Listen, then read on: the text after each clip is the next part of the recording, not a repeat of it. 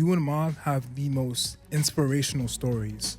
It was one man and a woman who was willing to say, we believe God in spite of the odds. Have you experienced a moment where it did become overwhelming? Throughout my ministry life, I felt like wanting to quit. There were so many times I can't count.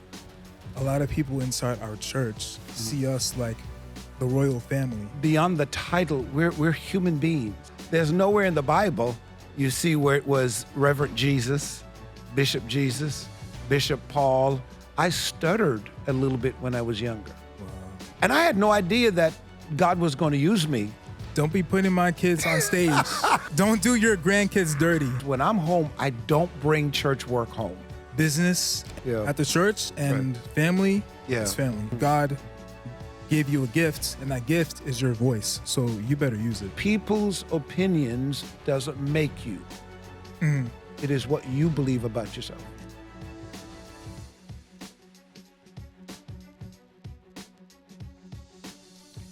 Welcome again to our podcast. I am Henry Fernandez, and for 45 years, I've had the privilege of preaching the gospel. And for 35 of those years, I've had the honor of pastoring a church right here in South Florida. It's the Faith Center. Many of you are very familiar with our church. And along the way, I have experienced incredible victories.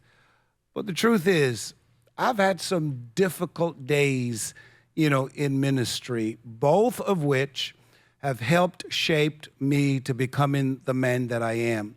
Recently I told a group of people, and I think I said it in one of the podcasts, that I am daily becoming the best version of myself. And sometimes what God will do, He'll put you in some uncomfortable situations, to test your faith so that He can get the best out of you. What I love about this podcast today is that I'm going to step away from the role of being Bishop Henry Fernandez to just being Henry, because that's who I am. I'm not a person, I've never got caught up with titles.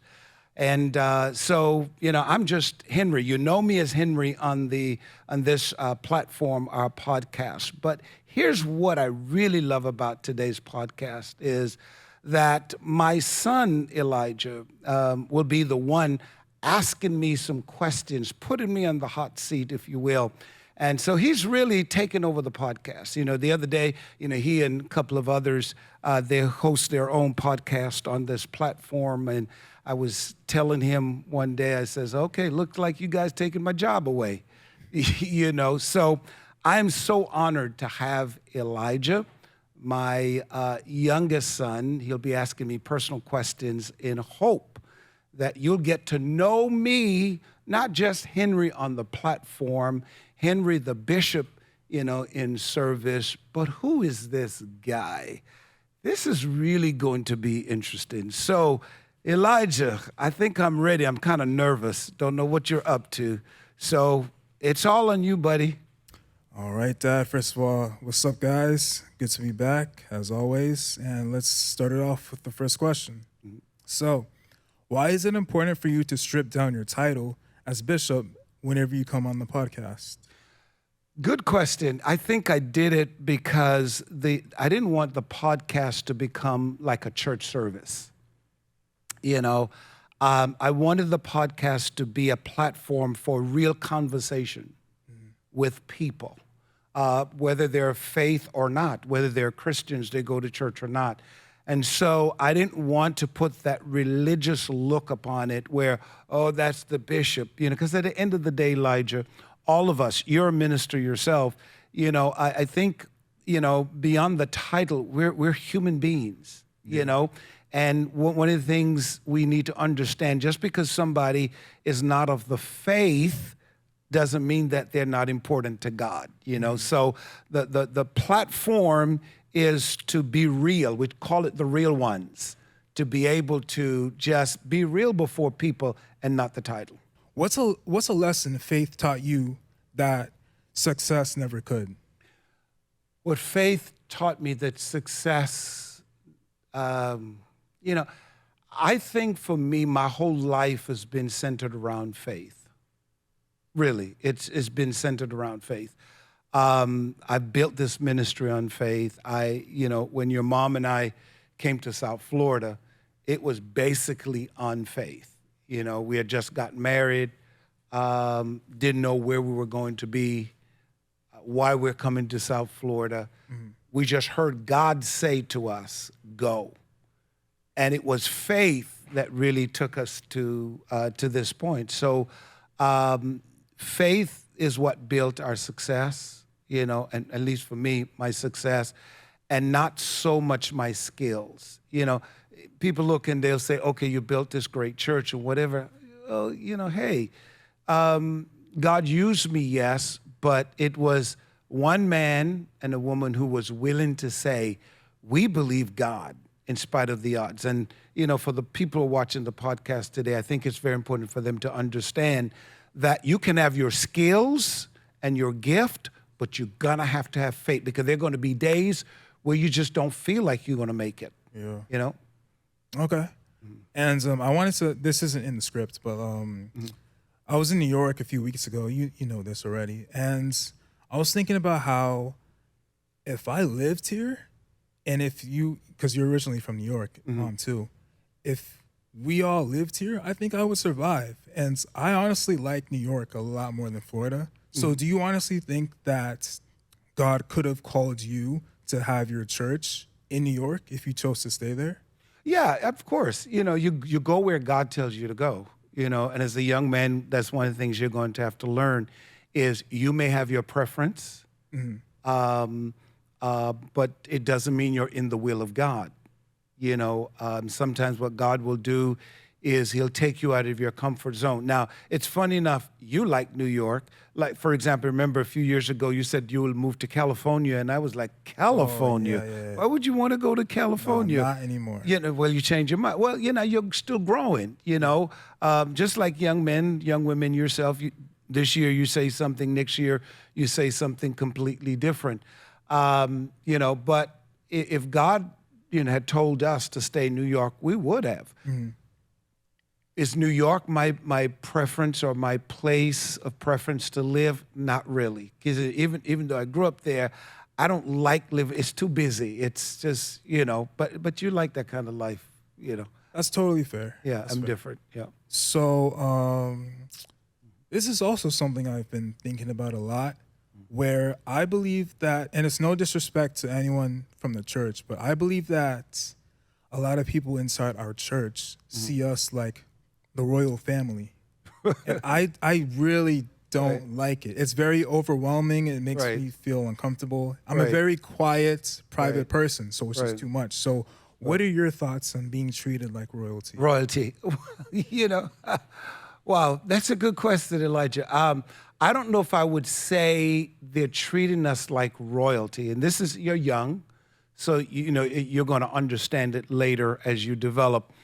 I think when people respect you and honor you, they give you the best treatment. Yeah. So I think 99% of the people, they look to us because you're a pastor and you're a pastor's kid. So you're like the lead. It's like the president. True. When they look at, the kids of the president, by virtue of you being the president, you're going to be treated like royalty, because your daddy is the president, your mom is the president. Same here. They know that I'm the pastor of the church. I got two sons, you and Sion. So they're going to always look at you guys as, oh, these are special kids and so forth. So I wouldn't take it as, okay, man, like me, I don't like that's the reason why we're doing this podcast. I'm Henry. Yeah. I struggled with getting my staff and other people to come on the podcast to call me Henry, because they feel as if it's a form of disrespect. I see. When it's not.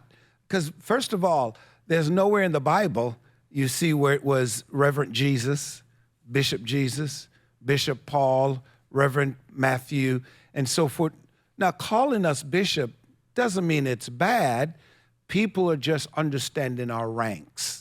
So I don't think it's really that issue. Okay. Yeah. But have you like experienced a moment where it did become overwhelming? Because I think back to, you ever watched the movie The Grinch That Stole Christmas? Oh, yes. And that scene, you remember that scene where like a bunch of people were like coming up to the Grinch and they were like feeding him and like talking to him constantly? That's how overwhelming it can feel at times. And again, no disrespect. Right. Again, you know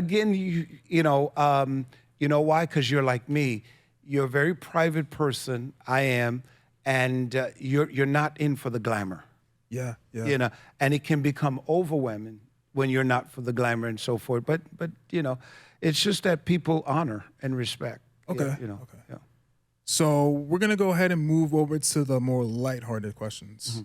So, what's something you used to say when you were younger, and you had a moment where you would say, "When I become a parent, I'll never do that," but you end up doing that anyway? Oh, wow. I think it is becoming too overprotective. You know, I remember when I was younger, I would say, my parents, why are they protecting us that much? I mean, because we grew up in church. Yeah. And we couldn't sleep over at nobody's house. We couldn't do certain things. And as you know, you and your brother, same thing I'm doing to you guys. You ain't going to nobody's house to sleep over. And so some of the very same things that my parents did to me that I hated, I'll never do that to my child. I turned around and did the same thing to you guys. You know why? Because, again, when I was younger, and I'm quite sure there's certain things you see us do that you just can't figure out, why would Daddy not do? As you get older and mature, you're going to see it with your own children. You know what? Oh, now I understand why. Yeah. For sure. Moving on. What's the most dad thing about you that people don't know? For example, falling asleep during movies, sending long text messages, not knowing how to use technology, or any weird routines you got? Wow. I think for me, it is, and you know this, it's like, you know, when I come home, what do I do most of the time when I come home? Watch HGTV. Because I swear, every time I come downstairs, walk past the living room, this dude's always looking at houses. That is true. You know, is that once I come in and I sit in that living room, I turn on HDTV, and it's just the thing of, you know, in me. I am home, and you can attest to this. When I'm home, I don't bring church work home. Nah? I just don't. You know, it's for years I've adopted that. It's just my space. Yeah.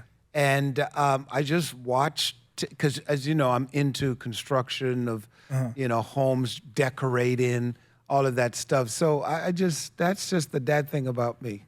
No, that's totally fair. I will say you definitely do leave business and like any type of drama, any type of whatever going on at the church, and family is family. That's kept at home. Yeah, I don't bring it home. Yeah. That's good. That's good. Now, moving on. What is your most, and I know this already, but I'm going to ask it. What's your most used dad phrase? I hope I'm going to get this right. Where's your wallet? No. Can I guess it? Yeah. What's up, Doc? Yes. When I come home and I say, what's up, Doc? When you're talking to your friends, I swear you always say that. I'm always thinking of Bugs Bunny. Yeah, you know, okay. But, you know, every time you leave in the house, what do I always say to You do say, oh, you got your wallet, Got you your got wallet, your keys. you got your keys, you know. And I know sometimes you're like, Dad, how many times you going to tell me that? Nah, keep asking. You know, and the Because reason one day I'm going to forget. There you go, you know, because what I don't want you to do is to go on the road, and that may just be the day the cops stop you. Yeah. You know, and so forth. To avoid all that drama, I'm always, because I'm a dad, I'm always going to try to look out for you. Yeah. Of course. Now, I have a lot of moments where I experienced this, but let me go ahead and ask you. Have you ever started preaching and you forgot what you were going to say? Plenty of times. plenty of times. I have my notes, and thank God for notes. I remember back in my early days, I used to just preach from a scripture. I get a text, hey, here's a scripture, and I just flow. Okay. And those were the days when I would preach for an hour and a half, 2 hours. I used to preach long. I'm going to admit to that. No, that's real Pentecostal. That's so real Pentecostal. Oh, yeah. Yeah, when you were a little baby, I'm telling you, Mom I would go long, especially those who know me from 16th Street. I used to preach long. And then, I would start writing up my notes. Mm-hmm. And here's the thing about public speaking. It's good. You got to know your message. What is the point you're trying to bring across? What's your subject matter? Mm-hmm. And try to stick to that as close as possible, because it is so easy that you're teaching and then a thought drops into your mind and you deviate it from your notes and you start talking. And before you know it, you could talk so much that what you're saying has nothing to do with the message. Yeah. And I can't tell you how many times I am talking, I deviated from my point and just rambling, and just at the end of the day, just forgot where I'm at. Mm-hmm. So I got so good at it now, I just be honest. I'll say, okay, so where am I? I just make fun of it, know, and then the people will laugh, and then I get my thoughts and I go back to my notes and so forth. So it can happen, and you can be in a conversation with somebody. Mm-hmm. And here's the thing, and I share this with you, don't overthink things. Yeah. In the moment, if someone asks you a question, or if you're sharing a thought with someone, stick to bringing out the thought and make sure you close the thought out. Then you can branch off with other things. But the worst thing you can do is trying to speak of something, and then as something comes into your mind, because it will always come into your mind, is try to stop from what you're saying to go into that thought. Yeah. Okay. That's fair, for sure. And I'm not sure if you, going back to that topic, I don't know if you do this, but as someone that has struggled with speech basically my entire life, mm-hmm. a prayer that I like to say is like whether I'm going to be on the podcast, whether I was giving a presentation at school, or simply just having a conversation with friends. Mm-hmm. I would always say, God, speak through me when I don't know what to say or if I'm too afraid to talk. That's the main thing I like to repeat every time I pray. Wow. And you have no idea. You're helping somebody on the podcast. Maybe there's a young person or a parent themselves, see children who, whether they're slow in speech or, struggle with issues. That's a good way, Elijah, to put it, is praying to God. Mm-hmm. I shared this so many times, and I've spoken this to you so many times. When I was younger, and your age, way younger than you, I had a fear of speaking in public places. Mm-hmm. I was very nervous. The idea of speaking in front of people would literally give me a panic attack. Mm-hmm. I mean, people wouldn't believe that, and people don't even realize this I stuttered a little bit when I was younger. Wow. Right? I mean, when I say a little bit, a lot. Not like, some people, but not like a lot. Me, right? No. I mean, you didn't stutter that much. Remember when you were younger, little baby, we had to take you to speech therapy and so forth because you started your speech very late. Mm-hmm. That's common with some people because you couldn't get your words out and so forth. But for me, what I did, it's kind of like your prayer you said before. Yeah. I went to God and I just said, God, help me with my speech. Yes. And I had no idea that God was going to use me. Kind of remind me of Moses in the Bible, where Moses had a speech impediment. Yeah.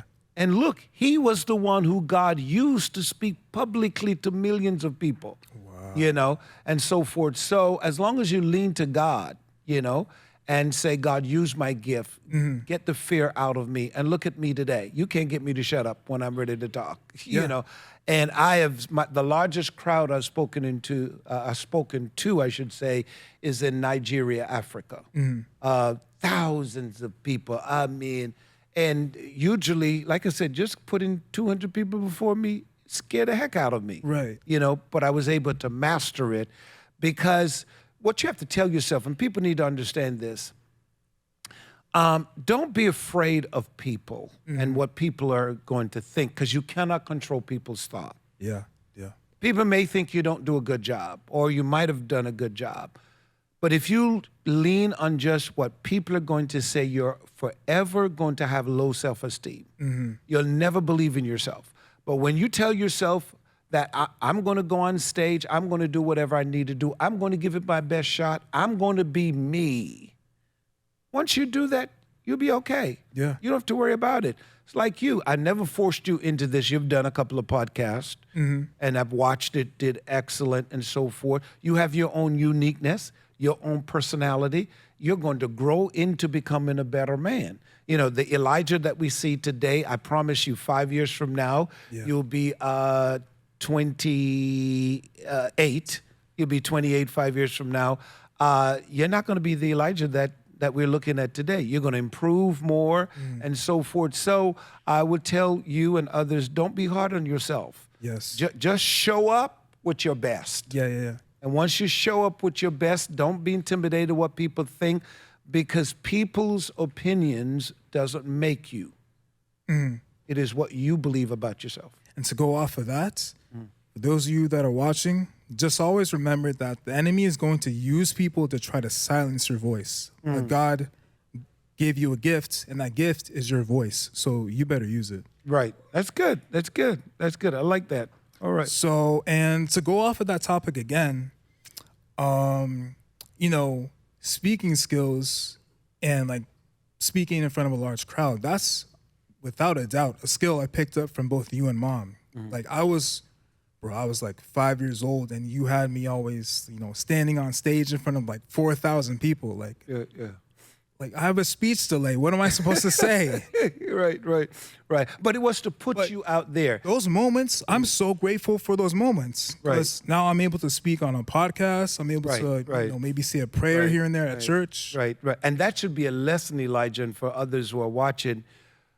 When God uses people to push you out there to do things that sometimes you may not even want to do, you're scared of it and so forth, don't resist it, embrace it, because it is to develop you to become better. And like you said, you thank God that we did that to you, because it helped to push you into speaking, getting over the stage fright, being scared of the crowd and so forth, because God knew that later you are going to not just speak in front of 4,000 people, millions of people, thousands of people, eventually who's going to watch the podcast, who eventually one day, God, you're still developing. You're only 23. Yeah. You're still developing. You have not even tapped into 25% of your potential. You've got so much more. And the thing about it, you just have to be you. Yeah. Just be you. And if you be you with a clear mind, clear conscience, you'll be fine. Now, when I have kids, just whatever you do, don't be putting my kids on stage. don't do your grandkids dirty. Okay? I can't promise you that, Elijah. Well, then they're not coming to church. You hear that? He's not sending his kids to church. Hey, they could stream at home. We'll see, Elijah. Okay. I think there was a question you wanted to ask me about, do I ever get to the point where I feel like I want to quit? Yes. Remember that? Yeah. And I think it's an interesting question, and I really want the people to hear this. If there's ever been a moment throughout my ministry life I felt like wanting to quit, and I have to honestly say there were so many times I can't count. I cannot count, because again, what people need to understand, and I've shared this with you, life is a journey, and you're human, and sometimes things are going to be so much, and you're going to feel the weight of what you do in life, and I can't do this, I can't handle this, whatever. I remember certain assignments you had at school, and You felt it was too much, and you're like, I can't do. And what I always say, yes, you can do it if you stay focused and so forth. And what people need to understand is, saying you want to quit is not bad. Quitting is bad.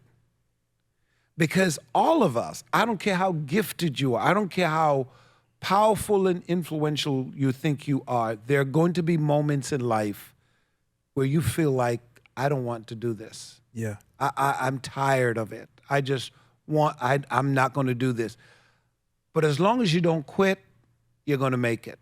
So for me in ministry, I can go back to the city of Plantation. When we started the church, honestly, within weeks, I was like, I'm not doing this. I don't want to do this no more, God. This is too much. I can't handle this. But I never quit. Yeah. There were other times, I can't do this. I want to quit. I want to give up. Here's the thing, Elijah, you need to understand, and those who are watching the podcast. When you quit, you literally forfeit the many opportunities that is in the future. The opportunities are in the future are limitless. Yeah. And what if I had quit weeks into starting the church? You wouldn't be sitting in a podcast because there'd be no Henry Fernandez Podcast. Think about it. Case in point, when doctors said, your mom and I couldn't have kids, we could have said, okay, we can't have kids. Let's not try. Let's not bother ourselves anymore. Real quick, sorry to cut you off. If that was the case, you would still be sitting here. This chair would be empty. Exactly. If I said, we're not going to, we can adopt, I'll have an adopted son or daughter, whatever. But we never believed that was God's will for our lives. So we didn't quit. We said, no, we believe we're going to have children. And look, today, it's very touching to see my son sitting on a podcast interviewing me when doctors said this was not possible. No. So I tell people that the idea of quitting, do not get frustrated that you're thinking of quitting. It's normal. Just don't do it. Yeah. Just don't give up. Yes. Yes, I will definitely say you and Mom, in my personal life, you and Mom have the most inspirational stories. I remember the story you told me when you were first starting the church. I believe this happens in 16th Street. And remember that one time we were on the beach at night and you told me that when you were first starting the church, there was a lady that looked through the window and she just simply shook her head no, like you can't do it. Yes. And look at you now. Right. That was the custodium in the city of Plantation. We rented a schoolroom. Yeah. And, we would have our services there. Like, for example, first service, again, 6:30, nobody showed up. And then we had our neighbor who had two daughters, I believe it was, started coming. They were like the first ones who joined. And then now, remember, people are inconsistent with attendance. They come one week, they don't come the other week. And I remember when this lady, the custodian, I told you, she actually, she had to come and open up the school cafeteria for us on Saturdays so we can clean it, and because we had to do that, set up the chairs. And one Sunday, I'm on stage and I'm preaching, and your mom was the only person sitting in the audience. And she walked by that door. It was a door with two little glass cut out. And she walked by, and I'll never forget it. She walked and she kind of stuck her head through the glass looking, and she went like this. It's kind of, she was just saying, poor guy, pity guy, which is okay because, again, sometimes I'm quite sure this happened to you. You look at something and like, nah, that ain't going to work. Because it looks impossible. Right. So I wasn't angry with her, kind of shaking her head because it looked, because that's why I wanted to quit. Yeah. Because, here's the thing. Every Saturday I would go mop floors and put out chairs. And then I had this drum set that was donated to us, this drum set. Nobody was playing it, but every Saturday I would set it up. That your mom was saying, what's the purpose of setting it up? And nobody's playing the drum. Why are you hassling yourself and doing it? And I constantly would say to her, so that one day somebody walk in and see it and play it. And sure enough, what happens? Someone's One playing. Sunday, somebody came and said, I'm a drummer. Yeah. I can play the drum. So our first instrument was the drum. Wow. We had no keyboard, nothing. The guy just kept playing the drum. And then he knew somebody who had a keyboard, could come in and play the keyboard, and so forth. So to your point, sometimes you're going to be doing something and other people may not believe you Yeah. or can't see it. But as long as you set your mind to doing it and you trust God and you believe in God, you're going to make it. Like I've always told you and your brother, I said, when it comes to life, you have to believe in yourself. There's a scripture that says, I can do all things through Christ who strengthens me. You have to believe I can do this, And for you and your brother, as we're wrapping this up, for you and your brother, I am telling you, Elijah, I'll say this to you and I'll say to any young man out there, any young woman out there, is that, don't get discouraged based on where you are in life. Yeah. You may not understand how things are working out. Young people battle with this self-esteem issue and It's a huge thing. insecurity and so forth. Because listen, you don't know what the future holds for you. One of the most inspirational stories that I like to hear is the story of President Barack Obama. Amazing story. Grew up, mother's white, father African, family was wasn't there. The father and mother wasn't together. He was born in Hawaii, all this kind of stuff. And, in this culture, in this country, nobody thought that a man like him, with even such a name, would ever become the president of the United States. And he shared his own story of discrimination, all that kind of stuff. And look, he has become one of the presidents of the United States of America. And to this day, this man has demonstrated to all of us that regardless of society's opinions of who you are, you can be the best dad, the best husband, the best leader, the best person. You're going to make mistakes. Like he used to say, he smoked. President Clinton used to smoke reefer. Oh. All of that, all of them, because they were kids like you. Yeah. Young people need to understand this. Just because we're older today, and yes, we look like we're these perfect people, we used to do some stuff. Yeah. I mean, if, we won't tell you because we're embarrassed. Sometimes we don't want to, but we used to do some stuff. We used to do all kinds of stuff, and so forth. So we played your game, Yeah. but we played it so well that the world wouldn't know, but God knows, but he protected us. And my encouragement to you, Elijah, and all the young people out there, if you've got good parents, man, just love on them, support them, take their advice. Everything you won't understand now, because I'm quite sure that some of the same questions you're asking me, you may be surprised. One day, you may be sitting in this chair, and your son or your daughter may be asking you those same questions, Yeah. And so forth.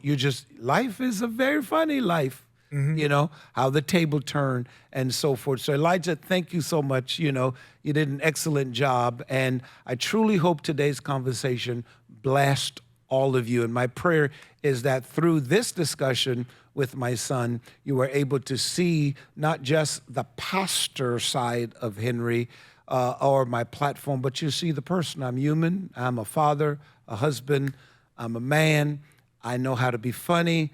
I'm just this kind of person. He can tell you the guy you see here is the same guy you'll see at home.